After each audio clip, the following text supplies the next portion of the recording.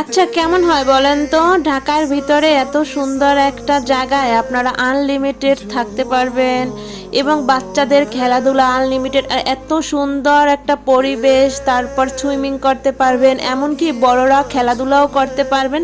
তাহলে কেমন হয় বলেন তো? হ্যালো ভিউয়ার্স, আসসালামু আলাইকুম। সবাই কেমন আছেন? আশা করি সবাই ভালো আছেন।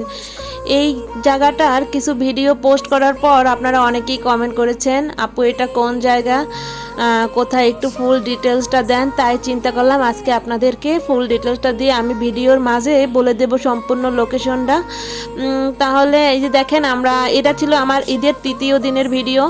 আমরা সবাই মিলে, বাসার পরিবারের সবাই মিলে তৈরি হয়ে গিয়েছিলাম। এটা কোথায় ছিল সেটাও আমি অবশ্যই বলে দেব। এই যে দেখেন জায়গাটা, কেউ চিনতে পারছেন মনে হয় কি?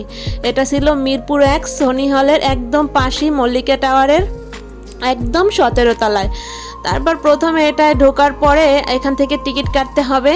আর এই টিকিট দিয়ে কিভাবে ফ্রি আপনি খাওয়া দাওয়া করবেন বা সুইমিং করবেন আমি সেটাও আপনাদেরকে বলে দেব।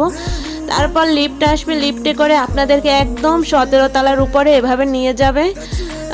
আর আপনারা কে কে এখানে গিয়েছেন সেটাও অবশ্যই আমাকে কমেন্ট করে জানাবেন।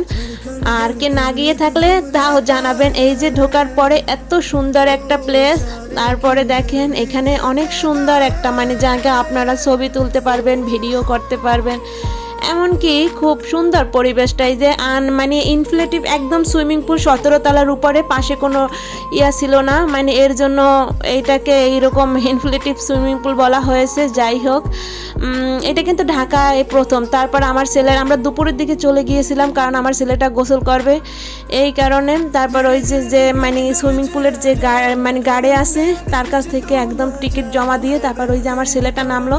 আর এই ফাঁকে আমরা এখানে কিন্তু বাচ্চাদের খেলাধুলার জায়গা আছে আনলিমিটেড, এখানে কোনো টিকিটের প্রয়োজন হয় না। এই যে দেখেন, এখানে বাচ্চারা যতক্ষণ মনে চায় খেলতে পারবে। তার পাশেই এরকম বড় একটা রেস্টুরেন্ট, বাচ্চাদেরকে ওখানে খেলতে দিয়ে গার্ডিয়ানরা এখানে বসে খাওয়া দাওয়া, বসা, ছবি তোলা সব কিছুই করতে পারে। তারপর এই যে বড় মাঠটা, আমরা যখন গিয়েছিলাম মাঠটা বন্ধ ছিল, মাঠটা খোলে বিকাল ধরেন 6টা-7টার পরে খোলে। তারপর আপনারা এই সুইমিং পুলের পাশে বসে এরকম খাওয়া দাওয়া করতে পারবেন। এই মিল্কশেকটার স্ট্রবেরি মিল্কশেকটার দাম নিয়েছিল 250 টাকা। আর কীভাবে ফ্রি খাবেন?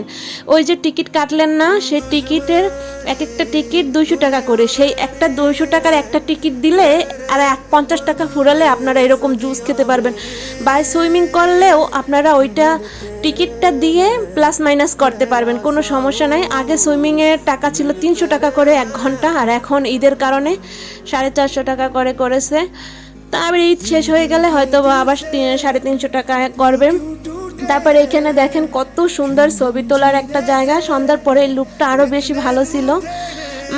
তারপর আমরা এখানে একটু সময়, এখানে তো এতটা পরিমাণে ভিড় ছিল, বিশেষ করে সন্ধ্যা টাইমে অনেকটা ভিড় থাকে।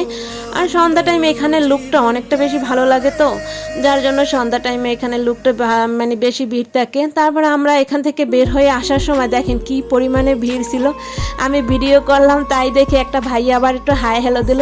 ওইখানের খাবারগুলো অনেকটা দাম, আর খাবার তেমন একটা ভালো লাগে না, তাই আমরা ওখান থেকে বের হয়ে এসে এই যে সনি হলের এখান থেকে কেএফসির দোতলায় চলে গেলাম। কেএফসি এখানেও অনেকটা পরিমাণে ভিড় ছিল। তারপর যাই হোক, অনেকক্ষণ দাঁড়ানোর পরে একটা টেবিল পেলাম। তারপর এই যে একটা প্যাকেজ অর্ডার করলাম, এখানে 2টা কোক ছিল, 2টা বার্গার ছিল, তারপর চিকেন ফ্রাই ছিল, চিকেন মিট ছিল, তারপর একটা ছিল কি বলে ওটাকে, ফ্রেঞ্চ ফ্রাই ছিল। এইটার ফুল প্যাকেজটা ছিল 1100 টাকা। 1100 টাকা মোটামুটি 4 জন, আর একদম ভরপুর হয়ে গিয়েছে।